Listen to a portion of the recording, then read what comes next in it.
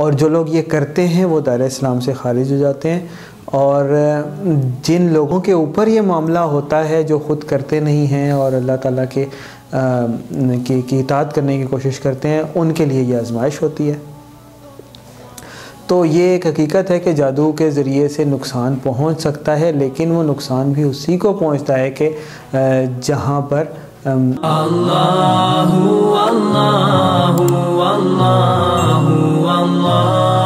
اویس بھائی، سوال یہ ہے کہ موجودہ دور میں جیسے دیکھیں، جو جادو ہے وہ تو احادیث سے بھی ثابت ہے، اور یعنی اس کی موجودگی کا حدیث سے بھی پتہ چلتا ہے ہمیں، اور یہودیوں نے آپ صلی اللہ علیہ وسلم کے اوپر جادو کر دیا تھا، تو پھر اللہ تعالیٰ نے قل اعوذ برب الفلق اور قل اعوذ برب الناس آخری 2 معوذتین اتاری تھیں، جن کے ذریعے سے پھر اللہ تعالیٰ نے نبی مکرم صلی اللہ علیہ وسلم کو شفا عطا فرمائی تھی۔ تو پھر ہاروت اور ماروت 2 فرشتوں کا ذکر قرآن میں ہمیں ملتا ہے کہ جن کو آزمائش بنا کر بھیجا گیا تھا ایک قوم کے اوپر، کہ جو اللہ کی اجازت سے لوگوں کو یہ جادو کا علم سکھاتے تھے، جس کے ذریعے سے میاں بیوی میں نفاق ڈالا جا سکتا تھا اور اس طرح کے معاملات تھے۔ تو جادو تو ایک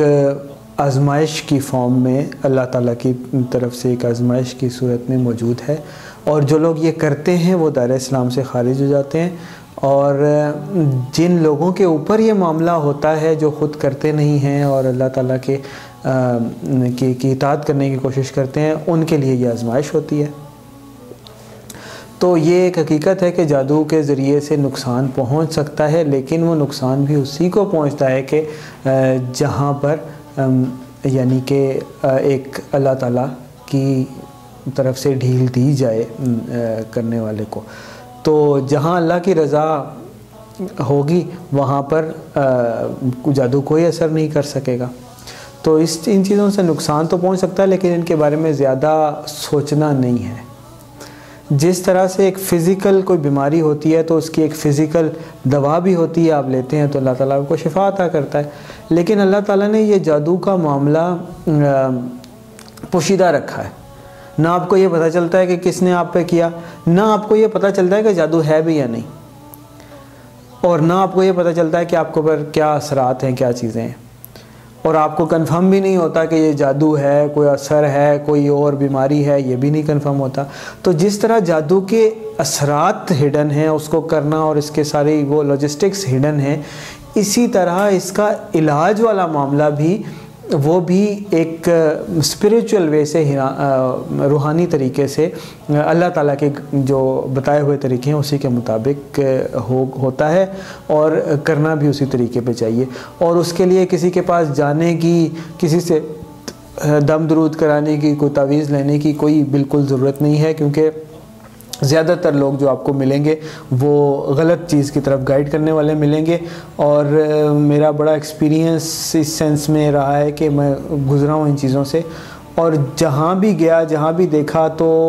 میں سب کا تو نہیں کہوں گا لیکن 99.99% میں یہی کہوں گا کہ سب شعبدہ باز بیٹھے ہوئے ہیں، اور جو جادو کا علاج بتانے والے، روحانیت کا علاج کرنے والے خود کو بتاتے ہیں، وہ اصل میں خود جادو ٹونے میں انوالو ہوتے ہیں، عملیات میں انوالو ہوتے ہیں۔ تو ان کی کچھ نشانیاں ہیں۔ جو آپ کو یہ کہے کہ میں نے جن قابو کیے ہیں تو وہ کاہن ہے، جادوگر ہے، کیونکہ جن کو قابو کرنا جو ہے وہ شریعت کے دائرے میں نہیں آتا، کسی حدیث سے، کسی روایت سے، کسی صحابی سے آپ کو نہیں ملے گا۔ جو آپ کو یہ کہے کہ میں جن قابو کیے ان کے ذریعے سے عمل کرتا ہوں، یہ غیر شرعی چیز ہے، وہ کاہن یا جادوگر ہے وہ شخص۔ اسی طرح ایک شخص کے پاس ہم گئے تو انہوں نے کہا کہ جو مریض ہے اس کی قمیض لاؤ، اس کی قمیض ہم لے کر گئے تو اس نے پھونک ماری اس قمیض کو کچھ پڑھ کے، تو وہ لمبی ہو گئی۔ ہماری نظروں کا دھوکہ اس نے ڈالا ہمارے سامنے، اس نے ایک بار ناپی تو وہ پوری تھی، دوسری بار ناپی تو وہ لمبی ہو گئی، تو اس نے کہا کہ اس کے اوپر جادو کا اثر ہے۔ یہ جو نظر بندی ہے یا نظر کا دھوکہ ہے، یہ کہانت اور جادو کی ایک فارم ہے۔ جو اس طرح کے شعبدہ بازی کرے وہ بھی جادوگر یا کاہن ہے۔ اب وہ جس شخص کی میں بات کر رہا ہوں، ان کے پاس لے کر جانے والے بھی مجھے ایک مسجد کے امام تھے، اور جو جس شخص نے یہ حرکت کی وہ بھی ایک مسجد کا امام تھا۔ تو یہ آپ کو پریزنٹیشن میں بڑے نظر آئیں گے لوگ، لیکن وہ ہوں گے